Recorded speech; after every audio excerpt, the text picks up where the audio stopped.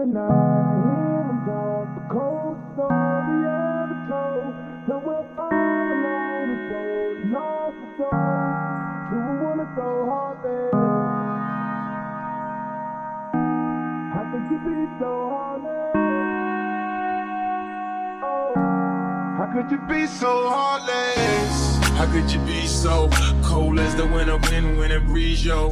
Just remember that you talking to me, though. You need to watch the way. Olá, amigo do Muralha Amarela. Começa agora mais um podcast 1909, hoje com a companhia de Diego Vieira, para falar sobre o futuro do Borussia Dortmund sem Ousmane Dembélé, que enfim foi anunciado pelo Barcelona como reforço para a próxima temporada. E eu tenho aqui o Diego que, assim como eu, tem uma opinião muito distinta, né, sobre o futuro do Dortmund sem Dembélé. A gente vai sem ele e pelo jeito vai ficar assim, né, Diego? Vamos antecipar já os comentários, porque a gente confia na diretoria e conhece como é que eles vão trabalhar. É muito possível que o Dortmund vai na raça, né, sem Dembélé. Sim, né? A perda do Dembélé no âmbito de futebol é inestimável, só que a gente sabe que economicamente não é viável pro Dortmund tentar encontrar uma reposição faltando menos de uma semana para fechar a janela de transferência. E bem como o elenco do Dortmund é muito numeroso nas opções de ataque, então a gente o Peter Bosz vai ter que acabar se virando com as opções que tem, que são, de certa forma, são até fáceis.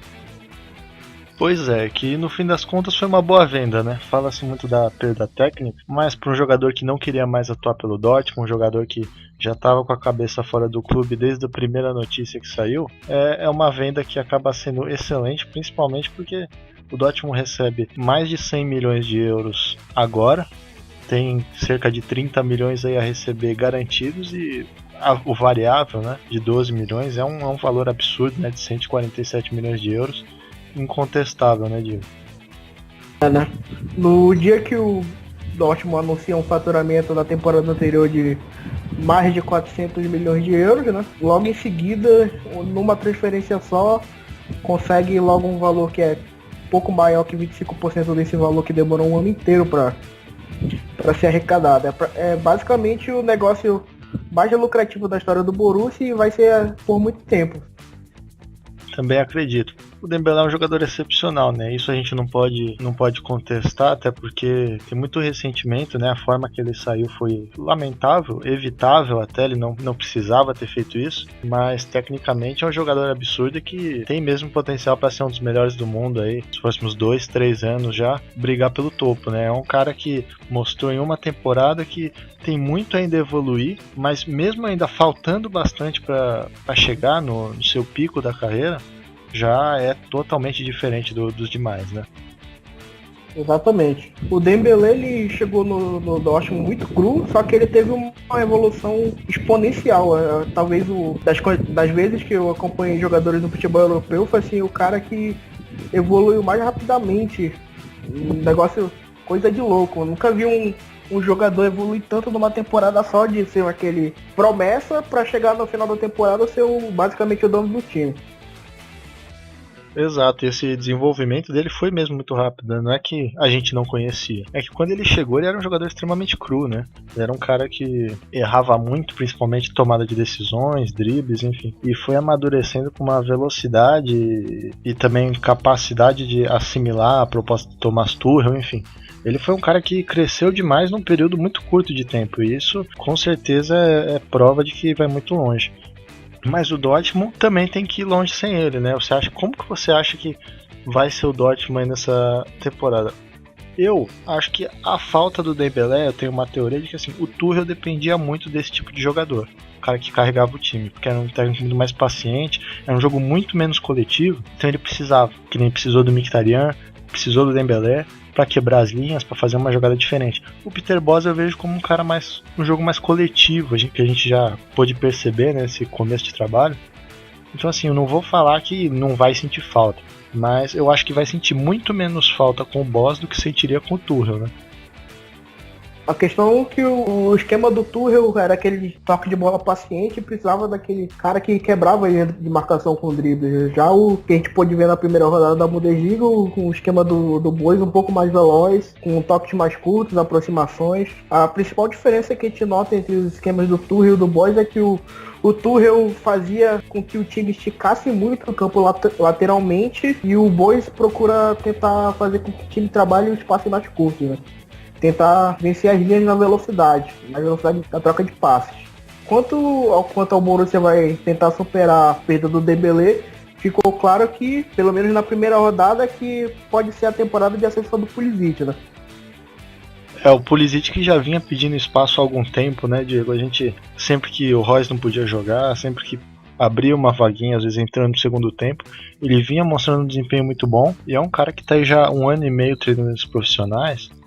Também é outro, né, que amadureceu de uma maneira absurda em muito pouco tempo, e fala-se muito em buscar um reforço, enfim. A gente vai falar daqui a pouquinho sobre essa questão, mas o Pulisic, ele é um dos jogadores de maior potencial aí na Europa, e o torcedor do Dortmund não pode subvalorizar o Pulisic. Eu acho que esse é o espaço justamente para ele crescer, né? Já mostrou, como você falou, na primeira rodada, mas desde a temporada passada já vem mostrando que tem condições sim, até porque é ali a faixa de campo dele, né? A posição dele. Então o Peter Bosz deve com certeza planejar dar muito mais tempo pro Pulisic, que eu acho uma ideia sensacional, e se não a melhor opção no momento, né? Como o Royce tá lesionado, o Schürrle tá na cortina de fumaça aí do Peter Bosz, eu acredito que a linha de ataque vai ser basicamente o Aubameyang, o Pulisic e o Philipp. Philipp também, que fez uma partida excelente contra o Wolfsburg, né? Principalmente sem bola. Vale os 20 milhões, né? Porque quando ele foi contratado a 20 milhões de euros, muita gente olhou torto, né? Reclamou que era um cara do Freiburg, desconhecido, enfim. Mas mostrou que é pra ficar com os olhos bem abertos, né? Que teve uma atuação muito boa, não contribuiu com gol, assistência, mas pro time, assim, no sistema do Peter Bosz, o Philipp, a princípio, encaixou muito bem. É um cara que, diferentemente de nomes mais badalados como o Royce e o Schürrle, ele contribui um pouco mais na tentativa da roubada de bola, né? A famosa regra dos 5 segundos do Peter Bosz. E o Pulisic também, por exemplo, o grande jogo do Pulisic, o jogo contra o Real Madrid e Dortmund da Champions League passada, o gol do empate do Schürrle iniciando uma roubada de bola do Pulisic, ele manda a jogada.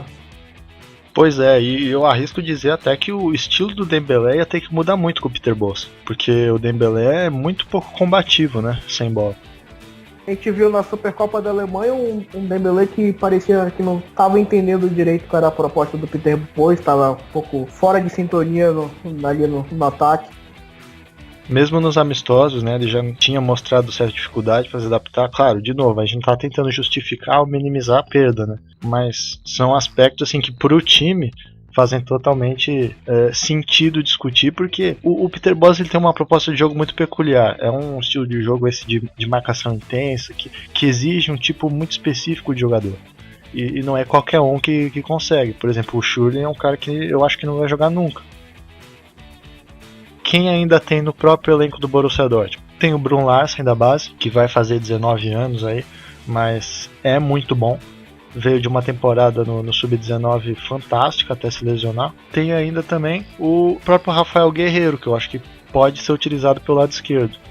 Sem bola ele tem ali a marcação, porque é lateral esquerdo de origem, mas é um cara que dribla bem, é um cara que ataca bem, vai na linha de fundo, cruza com uma qualidade tremenda. Então, assim, eu acho que são duas opções aí muito interessantes, né, Diego? Principalmente o Rafael Guerreiro, que a gente sabe que quando rendeu melhor na temporada passada era quando ele tinha maiores atribuições ofensivas, então pode ser. Quando o Tuchel mudou para 3 zagueiros, né, ele passou a jogar de ala, e atacando muito foi talvez ele que jogou na lateral esquerda, jogou no meio campo, jogou aberto. Ele rodou bastante já no Dortmund, né, nesse pouco tempo. E quanto mais liberdade ofensiva, foi nos jogos que ele mais rendeu. Eu não vejo o Guerreiro sendo titular na ponta. Eu acredito que essa vaga é do Pulisic e do Philipp. Mas em situações específicas de jogo, por exemplo, segundo tempo, aquele jogo amarrado, sempre bom testar o Guerreiro, principalmente pela qualidade do cruzamento dele, que é excepcional. E até porque a vida do Guerreiro não é fácil, né?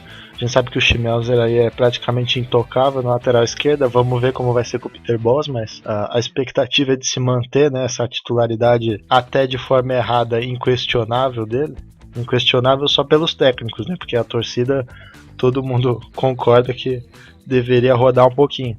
No meio campo também é muito difícil, né? Com o Götze voltando na melhor forma, tem Daru, Castro, o próprio Kagawa. Então o Guerreiro, nessa busca aí por uma posição no time, pode jogar no lado esquerdo. Principalmente, foi falado na imprensa alemã, o Bild, que tem aí os seus insiders, né, muitas informações internas dos clubes, cogitar a possibilidade do Götze voltar a atuar aberto, né? O que você acha, Diego? Você acha que o Götze ainda tem condição de jogar aberto, talvez pelo lado esquerdo ali, que foi onde ele começou a carreira, né? Eu não tenho certeza porque a condição do Götze é uma situação muito peculiar, né? Ele é um cara que tá... É obesidade que chama. Um cara que tá se esforçando, só que tem o problema de metabolismo dele que claramente ele não vai jogar todos... Vai demorar um pouco tempo até ele conseguir jogar 90 minutos, se é que vai poder jogar, né? Então eu acho que não valeria a pena desgastar muito o Götze nas pontas, sendo que ele tem uma qualidade de passe melhor para encaixar como um armador mesmo. O próprio Paslak, né, se acabar ficando na base, o Paslak chegou a jogar muito, né, como um ponta direita, até ser recuado para lateral, né, porque o começo de carreira do Paslak era como um ala, né, ponta, enfim, nunca foi exatamente um lateral direito ali, fixo, marcador. É outra opção, eu acho que, enfim, no próprio elenco, existem jogadores que podem ser adaptados ali pelo Peter Bosz, né. Se o Bosz quiser aproveitar o que ele tem no elenco, que a gente sabe que é o que ele gosta, ele tem a opção de sobra. E tem ainda uma outra opção que a gente precisa lembrar, que é o próprio Schürrle. Vai que, né, ele consegue, por algum milagre, alguma obra do além. Né, machuca todo um. Aí só tem o Schürrle pra usar, vai com o que tem, né? Essa situação também é só até por meia temporada, né? Porque depois volta o Marco Reus, titular absoluto, quando ele tá em forma. Então, assim, o Dortmund tem opção no elenco, né, Diego? Exatamente, dá pra ver que o clube não pode entrar na pilha do Twitter e tentar pagar 50 milhões no jogador que ele poderia, com mais calma, conseguir por volta dos 20 milhões na temporada seguinte, né? Exato, e um jogador que muito provavelmente pode virar reserva, né? Porque considerando essa evolução do Pulisic e a volta do Reus, é o trio de ataque ideal junto com o Aubameyang, né? A temporada já tá rolando, né? Até adaptar um jogador novo no esquema vai demorar um pouco. Exato, e a gente tem que pensar o seguinte: são poucos dias até o fechamento da janela, o Dortmund acabou de receber 100 milhões numa transferência. O Dortmund, que sempre fecha seus negócios ali antes da janela começar, está extremamente acostumado a se antecipar aos problemas. Essa é uma situação inusitada onde o Dortmund tem que decidir se vai ir no desespero, que normalmente não dá certo, né? As opções do mercado também não são muitas, né, Diego? Quem tem? Tem o Malcolm do Bordeaux, Cornet do Lyon, dizem também o Castilheiro do Villarreal, talvez o Brandt, tentar tirar o Brandt do Leverkusen agora. Enfim, não é um mercado também muito farto de opções, né, Diego? Então, assim, não é que o Dortmund tenha um alvo muito fácil de se conseguir. Não é a característica do Dortmund atacar a janela no desespero, né, quando o Seis deu muito errado, e sabe que a diretoria Vatzor, que é uma diretoria que aprende com eles, comete erros algumas vezes, mas aprende imediatamente com os erros. Tanto que a gestão de crise do caso Dembélé não tá aí, que não deixa a gente mentir. Pela própria característica do Peter Bosz, a gente vai ficar com o que tem. Aí vai deixar o setor de scout trabalhando com tranquilidade, avaliando os jogadores com mais calma, e provavelmente lá na janela de inverno a gente fecha com um jogador de pré-contrato para trazer na próxima temporada, usando como exemplo o caso do Mahmoud Dahoud. O próprio Toprak, né, acertou ali bem antes da janela começar. É o estilo Dortmund de fazer negócio, e a torcida não pode querer exigir que o time mude por causa de 5 dias pro fim da janela, né? Da mesma forma que o Dortmund jogou duro com o Barcelona por causa do dinheiro que o Barcelona recebeu do PSG, a gente seria esse alvo, o time a ser extorquido da vez. Exato, e o Dortmund viu muito bem como não tem muita conversa, né? E tem casos específicos, né, que nem, por exemplo, o Brandt, que ativa uma cláusula de 12 milhões e meio de euros a partir da temporada que vem, então se esperar pode comprar um jogador fantástico por um preço muito baixo. Tem também o Forsberg do Red Bull Leipzig, que no meio do ano que vem também tem uma cláusula a ser ativada. Então assim, com paciência, são muitos negócios ótimos, excelentes no mercado que o Dortmund pode conseguir. Mas se quiser correr agora vai acabar gastando 40, 50 milhões, que é o preço inevitável por qualquer talento, né? Acrescentando também, provavelmente vai trazer o Toyan de graça, né, do Hoffenheim, que o contrato acaba nessa temporada e a partir de janeiro o Dortmund pode fechar um pré-contrato. Pois é, o Dortmund, apesar de ter recebido um valor altíssimo e ter esse buraco no elenco, eu não vejo razão para desespero, e eu acho, Diego, sinceramente, que com o elenco atual dá para ir tranquilamente. Diego, para encerrar, mas se o Dortmund for contratar um jogador, quem seria o seu eleito, assim, sem pensar em preço, sem pensar em disponibilidade, pro lugar do Ousmane Dembélé? Cara, sinceramente, eu não tenho muita ideia.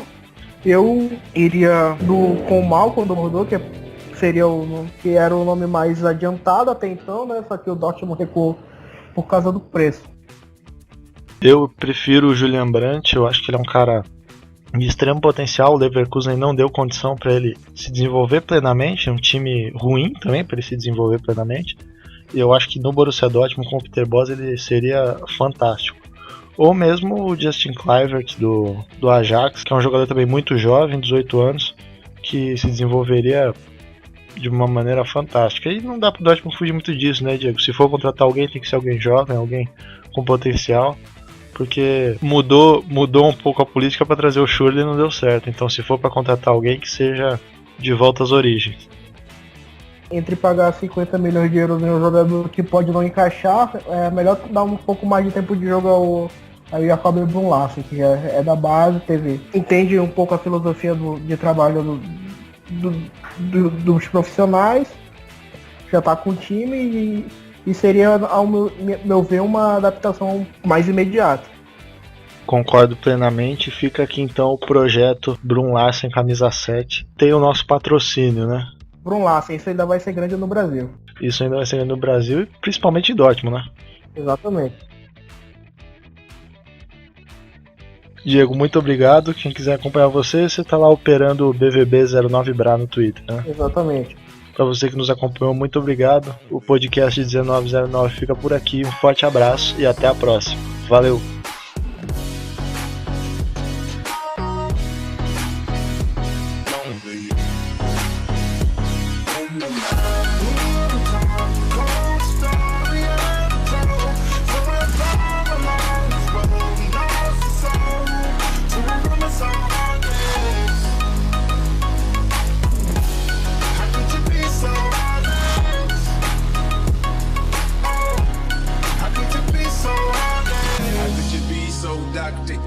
You're bringing out a side of me that I don't know. I decided we weren't gonna speak, so why we up 3 a.m. on the phone? Why do she be so mad at me for? Homie, I don't know, she's hot and cold. I won't stop, won't miss my groove up, cause I already know how this thing go. You're gonna tell your friends that you're leaving me. They say that they don't see what you see in me. You wait a couple months, then you gon' see. You'll never find, never find, never find, never find, never find nobody better than me. Don't leave.